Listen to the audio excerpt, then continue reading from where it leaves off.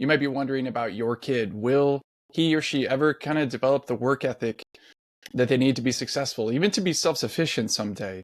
You look at this kid, they don't clean the room, they don't remember books that they have to bring to school, they don't remember the uniform to bring for practice. Will they ever figure out how to take responsibility and drive forward?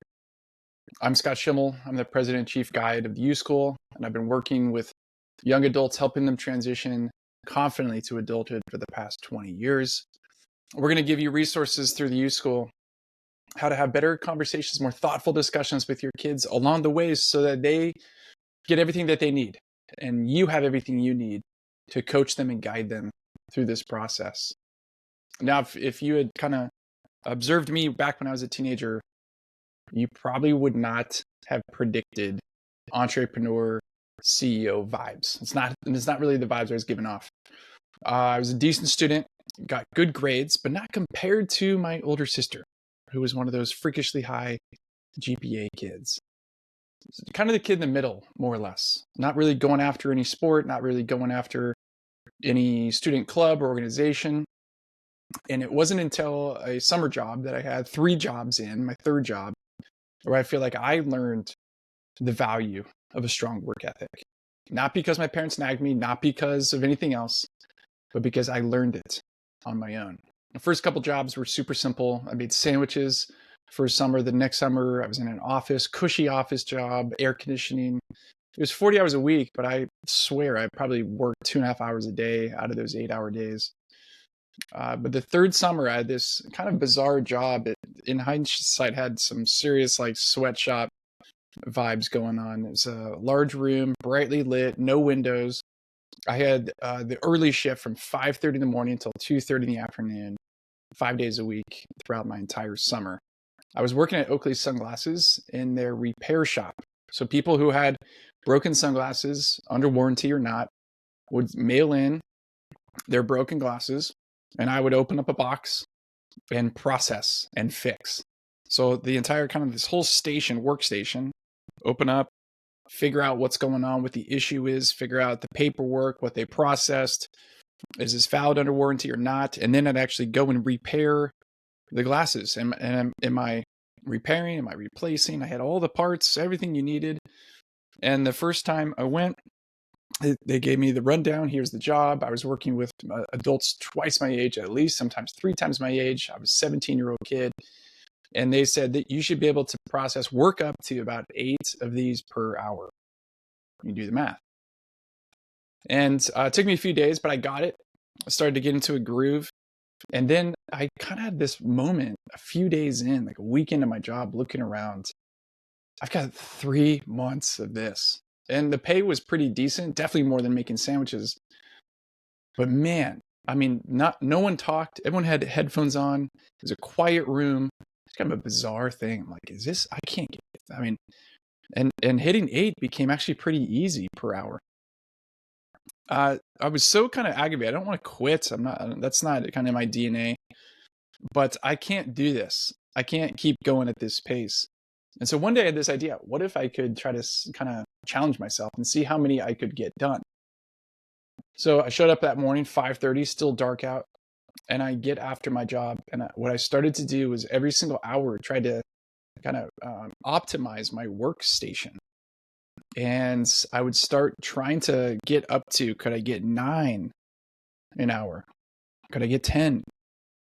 I started to, over a few days, get up to 14, 15, 16. I think my record was 19 in an hour. At that point, I'm moving fast. I mean, and I'm literally sweating in the sweatshop, which was funny to me back then. There was a moment, it's probably like a month into the job, where on a break, one of the older guys was there, came and grabbed me by the shoulder, and he's like, "Hey, we know what you're doing." And I thought I was getting like a pep talk, and I was like smiling, and he's like, "Slow it down. You're making us all look bad. We're not trying to set records here," was the comment. And I got the message, slow down. So I still would go faster than I normally would. I wouldn't try to sprint, get paper cuts, and break a sweat. But somehow, I learned that it's better to give something my all. actually feels better. I felt proud of myself. I felt good about the paycheck. I felt like I earned the money I was getting, which was not the case in the previous couple jobs. I really feel like that was a turning point for me. And my parents, yeah, were a part of that. And we're going to get to like, how do you as a parent cultivate an environment so that your kids pick this up? But they might not in some ways, because the problem is with adulthood, so many of these things the kid has to choose for themselves. They have to choose for themselves, which is essentially the problem. Psychologists would say that teenagers, really people in general, teenagers have a strong yearning for autonomy. They want freedom to ordain their steps, to be in charge of their life. And when we are trying to set for them the responsibilities that they have to do, the tasks that they have to do, here's the work ethic, they're going to push against that. They don't want to be told and managed. They want to choose for themselves. But will they choose a strong work ethic? Here's what you can do. 3 thoughts for you if you want to cultivate a strong work ethic in your kid. Take and choose whatever works for you. Number 1, lead by example. Don't just assume that they know how hard you work. Give them a glimpse. Talk about it. When they say, how was your day? If they ask you that, tell them about the different things you had to accomplish. Show your commitment to what you're doing, your punctuality, your perseverance. That will pay off. Talk about why you do that as well. And not in a preachy way, but when I go to work, I want to make sure that I'm giving it my all. Help them hear the narration inside your head until it becomes theirs. Number 2, set clear expectations. It's helpful to know what you expect from them. Define the responsibilities. Give them chores.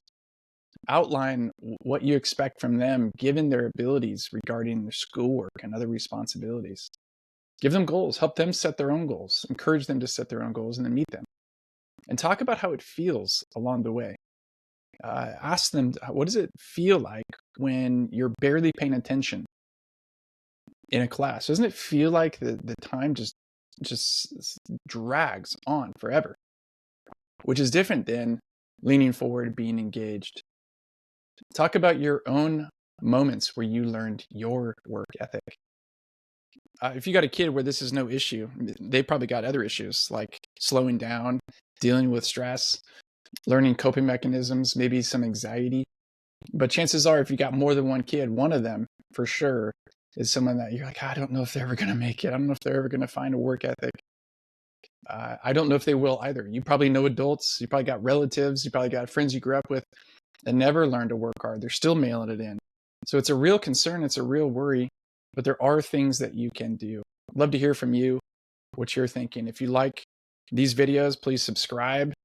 And, or if you're listening to this audio, hit the subscribe button. If we're offering you some good resources, please give a review. That helps us. And we'll be back soon with another conversation for you to guide your kids confidently into thriving adulthood.